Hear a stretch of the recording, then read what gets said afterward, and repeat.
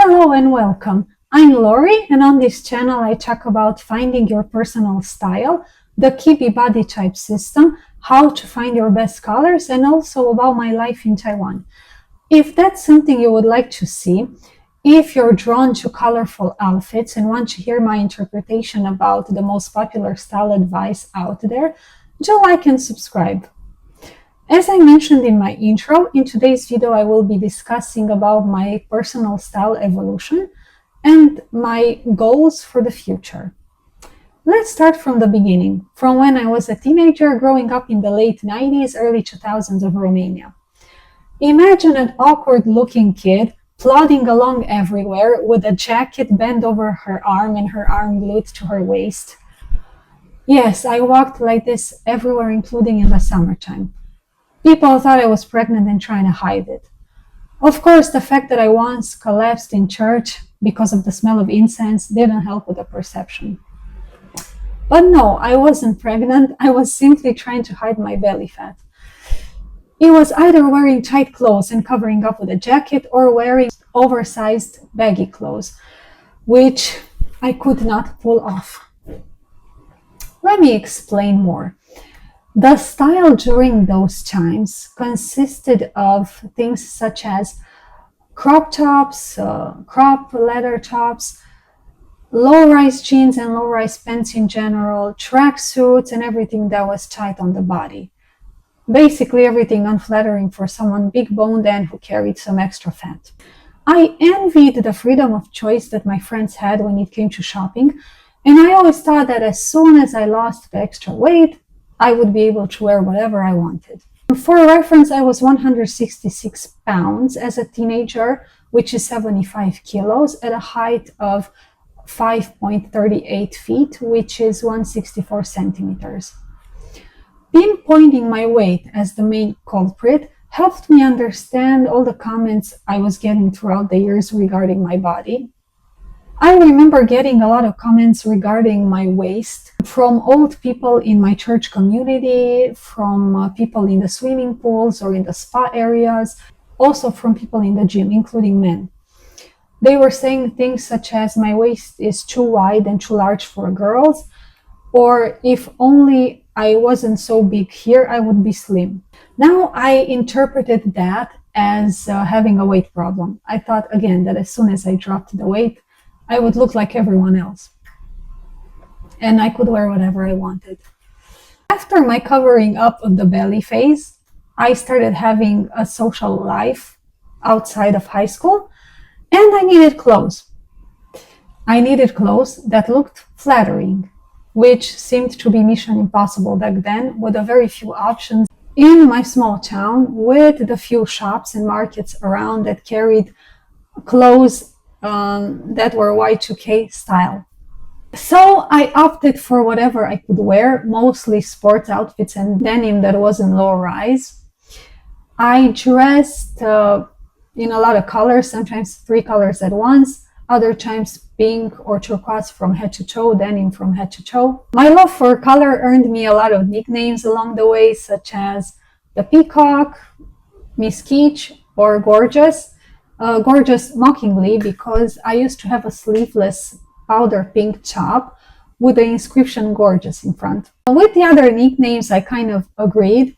To be fair, back then I didn't know how to pair colors together or how to style clothes. And sometimes I went overboard with my choices that clashed with the norm. Most people back then weren't open to people's personal style and experimentation and were following strict rules such as you could only wear 2 colors in an outfit, the second one preferably being an accent color such as a scarf or a purse. I wore 3 colors at once, sometimes pink from head to toe, so of course I broke the rules and I stood out. In my search for options, I started thrifting. But the thrift stores back then were not what they are right now. Meaning they carried a lot of outdated and unflattering clothes such as those shiny metallic pants or clothes that were very tight to the body, Or remember those dresses with huge puff sleeves that were tight in the waist and large everywhere else? I used to call them a wedding dress trying to be a tent. So I couldn't find much in the thrift store. Everything changed when I turned 21 and a new store opened in my small town. A large thrift store that imported clothes from the UK. It was called London. I still miss some of the clothes that I had from London that I had to give up when moving to Taiwan, especially the purple peplum dress and the electric blue sequin top. Anyway, back to the topic. London carried a lot of different styles, a lot of colors, and they were size inclusive, so I was very happy. I added more color to my wardrobe, I experimented with different styles, and for the first time in my life, I found clothes that were actually flattering, such as the high-waisted A-line skirts and dresses, peplum tops and dresses, red tops and dresses, and everything that was more open and more relaxed on me, with an emphasized waist. London gave me hope. Too bad it closed 2 years after, but around that time the thrift stores were stepping up their game and becoming better in their options. Over the years, I went through many cycles of liking different things, thrifting, losing weight, then gaining more weight after. I started being attracted to the classic style, especially to women in suits and the breathtaking wool tweed suit with the two separates, the skirt and the blazer. I always thought it was breathtaking and I couldn't wait to try it on. When I tried it on in thrift stores, to my surprise, it didn't look good on me.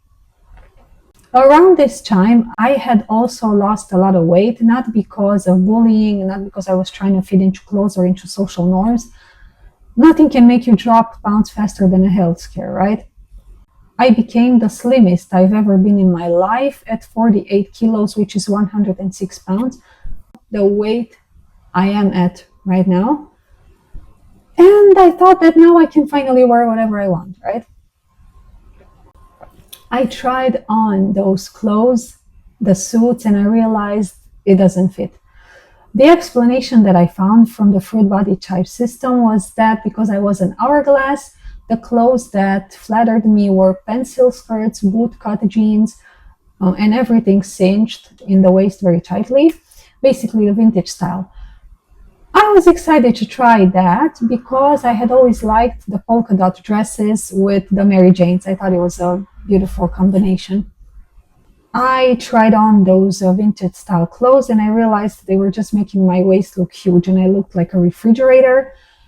The Mary Janes were too bulky on my feet, just like the loafers were from the classical style. Then I remembered I still had my old clothes in my closet and I should go try them on. I tried on a mini skirt that was low-rise with a belt. I tried on some low-rise leather pants, low-rise jeans, some tight-fitting clothes, and the reality didn't match the expectation because I still looked the way I did when I carried from 30 to 60 extra pounds on my body. There was basically no difference despite being 30 to 60 pounds lighter. Understand why. I also didn't understand why my weight loss transformation wasn't as impressive as other people's. Why it made me look more muscular and young instead of more dainty. I wasn't suffering. It wasn't like my life depended on it. I just needed an explanation that wasn't as general as, oh, you're just big boned or people are different. Finally, the light at the end of the tunnel. Last year, I stumbled upon the Kibbe body type system and I found out I was a soft natural. Thus, I prepared for today a panel of soft naturals that I found online so that you can see how a soft natural looks like. I found out I was a soft natural and everything made sense. I understood why I had width. I understood that my shoulders and my waist were actually a superpower. I shouldn't be ashamed of them. I should embrace them. I was very happy because the Kibbe body type system came with recommendations in regards to makeup, hair, and clothing. But most importantly, the Kibbe body type system put 2 and 2 together for me. 2 plus 2 equals 4. I'm a soft natural, thus I'm wide. I was very happy. I was also very happy with the recommendations because I was always looking for a roadmap in terms of what to wear that can flatter me. This was something I could never find all my life, except for those few times in London. And I started shopping for clothes, just the essentials, because I don't overconsume. I don't shop unless I really need something. Usually I shop from thrift stores. So I was buying some essentials that I needed. I started incorporating some soft, natural, friendly outfits into my wardrobe, such as the dress that I'm wearing right now. It's made out of 100% cotton, just that it's a thicker kind of cotton, more appropriate for spring and autumn, even winter if I use layering. And I was amazed with the difference that it made when it came to balancing out my features, when it came to the confidence that I had leaving my house and walking into a room, and the energy I was able to send using and wearing my best colors and lines. My waist didn't stand out anymore. My waist wasn't the main point of attention. My shoulders were balanced. I finally felt that I could make a good impression whenever I needed to do so, thanks to the Kibbe body type system. So I recommend the Kibbe body type system for people who feel that they don't look like everyone else. They don't understand why the general recommended lines don't work on them, and they have always been looking for an explanation. Into the present time, my priorities right now are finding clothes that I really need for my lifestyle and that are made out of natural fibers. I have a very active lifestyle. I sweat a lot during my work, but I also sweat a lot during my evening walks. I love to take a lot of and long evening walks, and I need proper clothes for that. So far, I've been wearing spandex sports bras, which gave me terrible irritation. It burns when I shower, and I can't wait to get this problem fixed. I can't stand it anymore. So I'm looking to buy, I found 2 sports bras that are made out of natural fibers on Etsy. I was trying to shop locally, but unfortunately it was impossible. The closest I could find with help was a sports bra that was 80% cotton, but the sizing didn't fit. So because of that, I started looking on Etsy and I found one sports bra that's made out of 95% cotton, 5% spandex, but the spandex part is not touching the skin directly. And another one was made out of 100% hemp, which I was very excited for because I had read about hemp, about its properties of being twice as durable as cotton. So I was thinking to buy both of those bras and compare them, see which one is better over time, and make a review about it if there are people who need this information. I am also looking to buy 2 more pairs of shorts that are made out of natural fibers and 2 crop tops, sleeveless, 100% nylon or hemp or cotton. When it comes to my other summertime needs, I need a shirt dress or a wrap dress and a good pair of leather sandals. I have them in my wardrobe already, but something happened. I have the raspberry colored shirt dress from the thrift store right around the corner. I found it last year and I bought it very cheap. It was like equivalent of $2, but it has some flaws. It's a size M, and internationally, when it comes to Western sizing, I'm a size S. So it looks oversized and bulky and kind of swallowing me up. So it's not very flattering, but I will keep it for the future because with menopause, I'm sure I'm going to gain some weight, so it's going to be helpful. Another problem that it has, why I cannot wear it right now, is it doesn't have a lining, so it tends to be sheer. That's why I've rarely worn it outside of my house. So I am looking for preferably a linen wrap dress or a cotton or hemp wrap dress in a flattering color that's not roseberry because the raspberry color is too bright chroma for me. Regarding my leather sandals, last time when I visited my home country, I bought a gorgeous looking pair of leather sandals, heavily discounted. It was like an offer, buy one, get one free. So I bought them like dirt cheap. And every time you buy something that's too cheap, you have to pay the price for it. They came defected. and I cannot change them. I didn't realize back then they were defected, with one shoe being narrower and longer than the other. I have them right here to show them to you. 100% leather, turquoise, beautiful, right? A simply beautiful pair. This is the shoe that is too narrow and too tight, that I can only wear with 3 band-aids on. Oops, I think you can see my blood over there. I gotta get that cleaned. So yes, I am in the lookout for a good pair of leather sandals. Other than that, I have all my basics covered. I have my basics for the winter covered, because last time I went to Romania, I thrifted 2 leather jackets, one 100% wool coat, some leather gloves. I have a wool scarf that's a gift from my sister-in-law. I bought ties that are 100% wool. I have a cashmere sweater. I bought a pair of chunky boots made out of leather that end right above the knee. Those are very versatile. I can wear them with anything. I have some jumpsuits, 100% cotton. I will show them to you.